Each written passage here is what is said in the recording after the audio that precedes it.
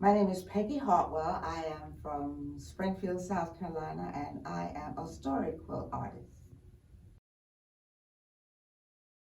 I grew up in a household where there was no heat, electricity, running water, so the women made quilts out of fabric that was salvageable from clothing.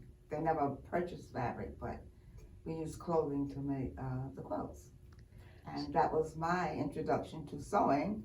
And since I was able to draw, I just transferred all those techniques over to textile art, putting figures in cloth.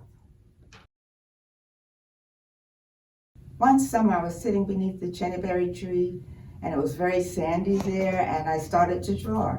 And I discovered that I could draw, so that later on, in my late teens, I just took that ability to draw and put it into textile art. Ode to Harriet Powers is a quilt maker who's famous for two quilts that she made. I'm sure she made other quilts. And one quilt is in the Smithsonian and the other one is in the Museum of Fine Arts in Boston. And she made these cookie cutter images to tell her story. And it was usually biblical stories or local legends or folk history. This quilt basically has mostly biblical scenes. She was a very spiritual woman, so the top block is the crucifixion. Local legends is another image that she used, another story, and this is about, the second block is about a hog that ran away from home. The block underneath that is a biblical story from the Old Testament, and these three are also from the Bible.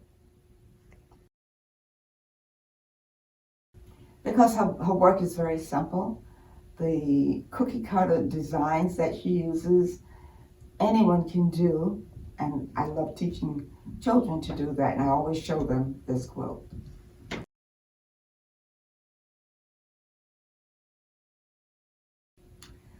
They can learn about Black history through so many art mediums, because in art you're free, and in quilt making you can just reproduce history into the visual, update the visual form of the history. I hope they learn that Black history isn't just a month, it's a day, it's a week, a month, a year, it's your lifetime. That's what Black history is.